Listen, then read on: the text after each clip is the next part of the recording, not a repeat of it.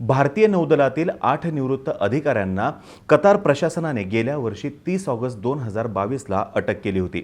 त्यांच्या सुटकेसाठी आपले परराष्ट्र खाते प्रयत्नशील होते, पण त्यांच्यावरती नेमका आरोप कोणता आहे हे गुलदस्त्यात असतानाच कतारमधील न्यायालयानं या 8ही जणांना मृत्यूदंडाची शिक्षा सुनावली आहे। कतार हे काही भारताचं शत्रू राष्ट्र नाहीये, तरी सुद्धा त्यांनी इतका टोकाचा निर्णय घेतल्यानं भारत सरकारसमोरील प्रश्न हे निश्चितपणे वाढलेले आहेत। या एकूण विषयावरती मागे सुद्धा सेना दलातील निवृत्तांच्या संघटनांनी परराष्ट्र खात्याशी संपर्क साधून या विषयामध्ये लक्ष घालण्याची विनंती केली होती। आता या निवृत्त अधिकाऱ्यांना सोडवण्यासाठी भारताकडून सर्व शक्य गोष्टी करणार असल्याचं परराष्ट्र खात्यानं स्पष्ट केलेलं आहे। आज आपण सविस्तरमध्ये हा संपूर्ण विषय आहे काय हे समजून घेऊयात। हे निवृत्त अधिकारी नेमकं कतारमध्ये काय करत होते ते जाणून घेऊयात। यासोबतच भारत आणि कतार यांच्यातील संबंधांवरती सुद्धा प्रकाश टाकण्याचा प्रयत्न करूयात। नमस्कार, मी अनुराग जाधव बोल व्हिडिओवरती तुम्हा सर्वांचं अगदी मनापासून स्वागत करतो। सर्वप्रथम एक फॅक्ट सांगतो। भारतामध्ये लिक्विफाईड नॅचरल गॅस जो काही इम्पोर्ट होतो त्याच्यातील 48% फक्त कतारमधून इम्पोर्ट होतो आणि म्हणूनच कतार हे भारतासाठी एक महत्त्वपूर्ण राष्ट्र आहे। आता हे निवृत्त अधिकारी कतारमध्ये नेमकं काय करत होते, तर हे 8ही जण Dahra global technologies and consultancy services या कंपनीमध्ये काम करत होते। ही कतार स्थित कंपनी डिफेन्स सर्व्हिसेसचा पुरवठा करते अशी माहिती मिळते आणि विशेष बाब म्हणजे या कंपनीचे मालक खमीस अल आझमी हे रिटायर्ड स्क्वॉड्रन लीडर आहेत रॉयल ओमान एअरफोर्सचे। आता यांना सुद्धा या 8ही जणांबरोबर अटक झाली होती, पण नोव्हेंबर 2022 मध्ये त्यांना सोडून देण्यात आलं होतं। या कंपनीचा पोर्टफोलिओ जर का पाहिला तर लक्षात येतं की ही कंपनी संरक्षण आणि इतर सुरक्षा एजन्सीची स्थानिक व्यावसायिक भागीदार आहे आणि डिफेन्स इक्विपमेंट्सचं मेंटेनन्स सुद्धा करते। आणि हे भारतीय नौदलातील निवृत्त अधिकारी हे 8ही जण गेल्या 5-6 वर्षापासून या कंपनीसोबत काम करत होते। या कंपनीची जुनी वेबसाईट जर का पाहिली तर हे लक्षात येतं की ही कंपनी कतारी इमिरी नेव्हल फोर्स यांना ट्रेनिंग, लॉजिस्टिक्स आणि मेंटेनन्स सर्व्हिस पुरवत होती। या कंपनीचे MD होते रिटायर्ड कमांडर पुरेंद्रू तिवारी।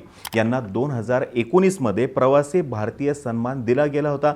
म्हणजेच काय, रिनोन्ड असे हे व्यक्ती होते। यासोबतच आपल्या सरकारला सुद्धा यांच्याबद्दलची माहिती निश्चितपणे असणारे, कतारमधल्या एम्बसीला सुद्धा यांच्याविषयीची माहिती असणारे। आता त्यांना सन्मान का दिला गेला होता, तर भारत आणि कतार यांच्यातील द्विपक्षीय संबंधांमध्ये सुधारणा होण्यासाठी त्यांनी फार मोलाची कामगिरी बजावली होती, म्हणून त्यांना हा सन्मान दिला गेला होता। आता इतकं सर्व असून ही नेमकी अटक का झाली आणि शिक्षा का झाली याची माहिती पब्लिक डोमेनमध्ये उपलब्ध नाहीये। काही एजन्सीचा असा दावा आहे की हे 8ही जण इस्रायलसाठी हेरगिरी करत होते, तर काही एजन्सींनी असा दावा केला आहे की कतारच्या सबमरीन प्रोजेक्टची माहिती यांनी इस्रायलला दिलेली आहे। आता या दोन्ही एजन्सीची जी काही माहिती आहे याच्यामध्ये इस्रायलचं नाव आपल्याला कॉमन दिसतंय। आता अडचण अशी आहे की इस्रायल आणि हमास यांच्यातील संघर्षामध्ये भारताने इस्रायलला पाठिंबा दिलेला आहे आणि कतारने हमासला आणि पूर्वीपासूनच ते पॅलेस्टाईनला सुद्धा पाठिंबा देत आलेले आहेत। या भारतीय निवृत्त अधिकाऱ्यांना झालेली अटक ही इंडियन एम्बसीला समजली मागील वर्षी सप्टेंबरमध्ये आणि 30 सप्टेंबर 2022ला अटक झालेल्यांचं आणि त्यांच्या कुटुंबियांचं फोनवरती सविस्तर बोलणं सुद्धा झालं होतं। आता यांच्यावरती झालेले जे आरोप मगाशी मी म्हणलं तसं पब्लिक डोमेनमध्ये नाहीत, तरी सुद्धा त्यांना इतर कैद्यांपासून वेगळं ठेवलेलं आहे। याचा अर्थ असाच काढला जातोय की संरक्षणाशी निगडीत विषय निश्चितपणे असणारे आणि काहीतरी महत्त्वाची बाब या ठिकाणी असणारे, त्याशिवाय इतकं टोकाचं पाऊल कतारमधल्या न्यायालयाकडून उचललं जाऊ शकत नाही। या केसची पहिली ट्रायल झाली मार्चमध्ये आणि दुसरी झाली जूनमध्ये आणि आता तर डायरेक्ट शिक्षा सुनावल्याची बातमी समोर आलेली आहे। भारत आणि कतार यांच्यात गेल्या काही दशकांपासून मधुर नसले तरी सुद्धा मैत्रीचे संबंध आहेत। 2008 मध्ये डॉक्टर मनमोहन सिंग यांच्या कतार दौऱ्यानंतर हे संबंध वर्षागणिक सुधारत गेल्याचं आपल्याला दिसून येतं।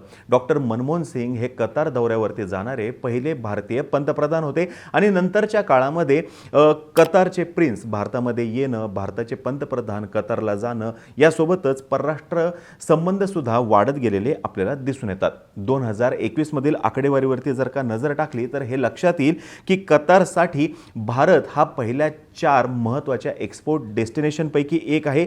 यासोबतच कतारमध्ये जो काही एकूण इम्पोर्ट होतो त्याच्यामध्ये सुद्धा भारताचा क्रमांक हा पहिल्या 3 मध्ये आहे। थोडक्यात काय, दोघांमधला व्यापार हा अगदी चांगला आहे।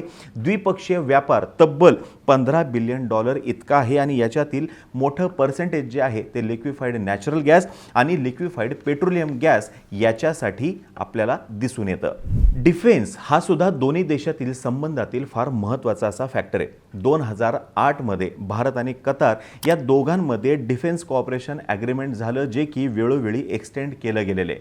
भारतीय नेव्हीचा आणि कोस्टगार्डच्या ज्या शिप्स आहेत या कतारला नियमितपणे भेट देत असतात आणि दोन्ही देश संयुक्तपणे लष्करी सराव सुद्धा करतात। तरी सुद्धा म्हणजे या सर्व गोष्टी असताना सुद्धा, इतके चांगले संबंध असताना सुद्धा या 8ही निवृत्त अधिकाऱ्यांना कोणत्याही पद्धतीचा सॉफ्ट कॉर्नर कतार देऊ नाही शकलेला।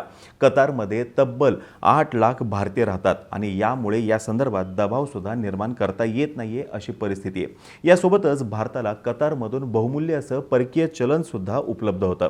सध्या इस्रायल आणि हमास संघर्षामुळे मध्य पूर्वेमध्ये अशांतता असताना ही बातमी भारतासाठी चॅलेंजिंग आहे आणि भारत आणि कतार यांच्यातील संबंधांमधली आजवरचं हे सर्वात मोठं चॅलेंज असल्याचं अभ्यासक सांगतात। भारताच्या परराष्ट्र खात्यानुसार लिक्विफाईड नॅचरल गॅसचा कतार भारतासाठी सर्वात मोठा पुरवठादार आहे आणि टोटल इम्पोर्टमध्ये त्यांचा वाटा हा 48% आहे। यासोबतच भारत कतारमधून इथिलीन, प्रोपिलीन, अमोनिया, युरिया आणि पॉलिथिन सुद्धा इम्पोर्ट करतो। कुलभूषण जाधव यांच्याप्रमाणेच कैदेतील हे अधिकारी भारत सरकारकडे आशा लावून बसलेले असणार आहेत। सध्या तरी आपलं परराष्ट्र मंत्रालय या माजी अधिकाऱ्यांच्या कुटुंबातील सदस्य आणि लीगल टीम जी आहे आपली यांच्यासोबत संपर्कात आहेत आणि या प्रकरणातील सर्व कायदेशीर बाबींसाठी त्यांच्याकडून प्रयत्न केले जात आहेत, जेणेकरून या 8ही निवृत्त अधिकाऱ्यांची कतारमधून सुटका होईल। कॅनडा पाठोपाठ इथे सुद्धा भारताच्या राजनैतिक मुत्सद्देगिरीचा कस लागणार आहे हे मात्र निश्चित, नाहीतर गेल्या वर्षभरापासून निश्चितपणे इथे तोडगा निघाला असता। अजूनपर्यंत तोडगा निघाला नाही म्हणजे ही गोष्ट चॅलेंजिंग आहे हे निश्चित। आता तुम्हाला ही माहिती जर का आवडली असेल खाली कमेंट बॉक्समध्ये नक्की सांगा। तोपर्यंत आम्हा सर्वांची व्हिडिओ जास्तीत जास्त लोकांपर्यंत पोहोचवा आणि चॅनलला सबस्क्राईब करा तेवढं विसरू नका। धन्यवाद।